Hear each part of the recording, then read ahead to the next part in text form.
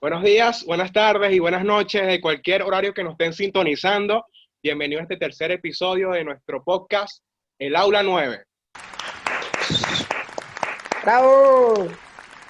Mi nombre es César Alcalá, estudiante del tercer cuatrimestre de Relaciones Públicas, y junto a mis compañeros de clases vamos a presentarle y desarrollarle este tema. Muy bien, César, encantada con este tercer video podcast. ¿Y tú, Luis, cómo estás? Claro que sí, Valentina, muy bien. Y lo mejor de todo es que cada día mejorando más. Por supuesto que sí, Luis. Bueno, la práctica hace al maestro y estamos muy motivados de esta iniciativa. Hablando de motivación, el tema de hoy va muy vinculado a la motivación, porque hoy hablaremos de los colaboradores dentro de la organización a nivel individual. La importancia del saber el comportamiento de estos individuos, su personalidad y lo primero que tiene que saber cualquier líder dentro de la organización. Exactamente, y nos remontamos con la llegada del capitalismo y el surgimiento de las organizaciones modernas. En esta época la razón se orienta a una dinámica en la que solo se ve y se busca lo que son los resultados, el cumplimiento de las metas, y se deja un poco de lado lo que sería a los individuos de la organización. Este señor que está por aquí, Hawthorne, se dio cuenta que hay una estrecha relación entre los resultados y sus trabajadores. Es decir, que hay un enlace en lo que serían los resultados y los sentimientos de los trabajadores, de las tareas que desempeñan.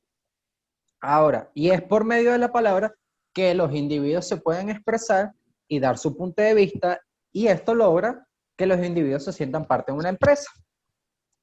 Ahora, para los que me escuchan y creen que dije un nombre todo raro, se los colocaré por aquí. Este señor que está aquí, que es Hawthorne, este señor es el creador del efecto Hawthorne, que junto con otros colaboradores, como, como estudiantes de la Universidad de Harvard, se encargaron de estudiar la posibilidad de aumentar la productividad de sus trabajadores, aumentando las condiciones de iluminación en su trabajo. Solamente esto, nada más una mejor iluminación. Que al hablar de esto parece poco, pero mejoró bastante la productividad. Bueno, esto y otras cosas en cuanto a mejoras del entorno laboral. Pero surgió un dilema en saber si estos empleados habían mejorado porque habían hecho mejoras a su entorno laboral o porque sabían que estaban siendo vigilados. Con esto tocamos un poco lo que sería el tema de comportamiento organizacional. El del comportamiento del individuo de las personas. De alguna manera se forma a través de la personalidad y las experiencias que cotidianamente vivimos, lo cual van haciendo el hombre consecuencia de la práctica. Dentro de las organizaciones, los miembros viven trabajando periódicamente, comparten experiencias, actividades, donde cada uno aprende de los demás y aprende a convivir en grupo. Una incógnita que destaca de todo esto que acabo de hablar es qué es lo que hace la diferencia entre un miembro y otro y qué es lo que incide en el rendimiento y la satisfacción de los empleados. Pero de esto vamos a hablar un poco, las preguntas las resolveremos un poco con esto que nos hablará mi compañera Valentina. Bueno, verdaderamente es como tú dices, Luis, las variables del comportamiento organizacional podemos dividirla en tres sectores, que serían las características personales, las habilidades y la relación del puesto del trabajo, el cual si nos enfocamos en esta última, podemos nombrar que las características personales nos encontramos los datos de registros que se obtienen mediante a los archivos o ficheros personales, como lo es la edad, el género, el estado civil, y vamos a definir cada una de estas para una mayor comprensión. Es aquí donde entramos un poco en debate y despejamos algunos posibles prejuicios que existen, como por ejemplo la edad. La edad, en cierta medida, repercute en la actividad de un individuo, porque siempre encontraremos el siguiente caso. Comparamos a un joven con una persona mayor, dado que la persona joven es muy probable a que sea más flexible, dado de que en su inexperiencia tiende a realizar mayores actividades con mayor rapidez, con mayor espontaneidad. En cambio, una persona mayor suele ser un poco más observadora, un poco más minuciosa y tiende a tomar un poco más su tiempo. En cuanto a las oportunidades de trabajo, es notorio que un empleado de más edad tenga miedo de ser despedido o ser reemplazado por un joven. Esto normalmente suele pasar en cualquier empresa, en cualquier organización, ya que los beneficios laborales aumentan con los años y los empleados buscan reducir costos despidiendo trabajadores más viejos. Cuando tocamos el género, aquí entramos en un tema controversial, pero es porque muchos se preguntan la siguiente incógnita: ¿quién es mejor para trabajar, el hombre o la mujer? Valentina. E incluso quiero proponer aquí una dinámica en la cual se ponga un hashtag aquí, mujer versus hombre, y en la cual la guerra de los sexos es un problema a través del tiempo. Es la lucha por comprobar quién es superior o quién es más inteligente, aún continúa. La mujer en los últimos años ha ocupado sitios muy importantes y los sigue ocupando, y no por eso. Tenemos que recordar que el poder femenino o masculino dentro de las organizaciones no radica en ninguna diferencia en la productividad ni en la satisfacción laboral. Esto es muy claro que lo tengamos en cuenta. ¿Cierto, Valentina? Verdaderamente es así, César. Sabiendo esto, pasamos al estado civil. Comúnmente se cree que un empleado comprometido o maritalmente rinde menos que un empleado soltero, debido al agotamiento familiar, y también se dice que un trabajador soltero es menos responsable que un trabajador casado, porque no tienes mayores obligaciones. Como quien dice, no tiene nada que perder. Sin embargo, esto no siempre es así, ya que es algo subjetivo, porque uno no sabe cuáles son los valores que tiene cada empleado y cada situación es diferente, ¿cierto, Michelle? María Valentina. Sin embargo, bueno, esto no lo vamos a llevar en controversia, pero desde mi experiencia como empleador, un empleado casado y un empleado no casado, ambos tienen un buen rendimiento. Lo único que uno como empleador hay que darle dos enfoques diferentes. Un empleado casado tiene mayor estabilidad a nivel personal, familiar, y como bien tiene esta estabilidad, va a rendir de una manera. Y un empleado no casado o un empleado joven va a rendir, pero de otra manera. Pero al final que van a dar resultados a la empresa, ¿no? Uno tal vez con poca experiencia, pero busca demostrar sus habilidades, y otro que ya tiene una estabilidad busca justamente mantener su estabilidad familiar, ¿no? Ahora vamos a entrar en que las habilidades son competencias y capacidades, y las vamos a dividir en dos: en habilidades intelectuales y habilidades físicas. Se dice que las habilidades intelectuales son relacionadas con actividad mental o cerebral, y los test denominados de IQ o test de coeficiente intelectual se encargan de valorar la habilidad intelectual general en un individuo. Es necesario considerar las habilidades intelectuales para delegarle las responsabilidades dentro de un trabajo que permita lograr el rendimiento esperado y una satisfacción en el individuo. Y las habilidades físicas son aquellas que requieren el uso de la fuerza, destreza, energía y fortaleza que empuja a la acción.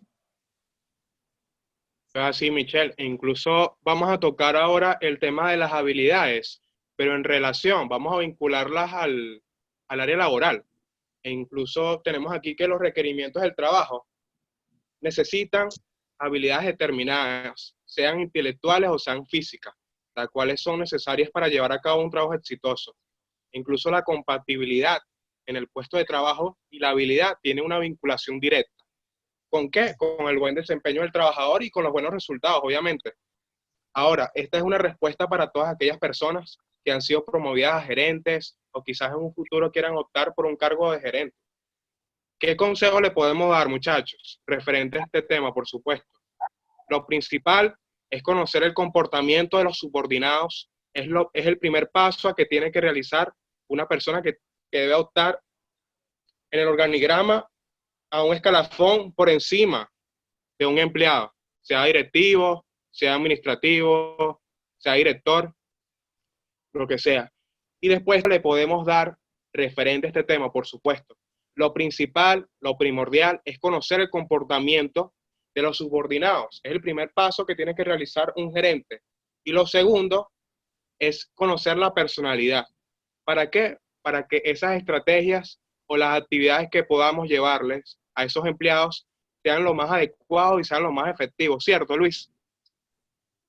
Correcto. Y existen instrumentos que te ayudan a diagnosticar estas personalidades. Hay 5 dimensiones de personalidades. Está la extroversión, está la estabilidad emocional, la amabilidad, el sentido de responsabilidad y la apertura a la experiencia. Ahora, conocer la personalidad de tus empleados te ayuda a saber qué puestos puedes desempeñar en la empresa, qué puestos puedes desempeñar mejor en la empresa. Y también reconocer estas personalidades es útil para tomar decisiones de contratación de personal en caso de que quieras ascender de puesto a alguien. Otro tema que hay que saber, que es muy interesante, es el autoestima de tus empleados. Ese es otro aspecto que es muy importante de saber, porque el autoestima juega un papel muy importante en el desempeño de los trabajadores en una organización.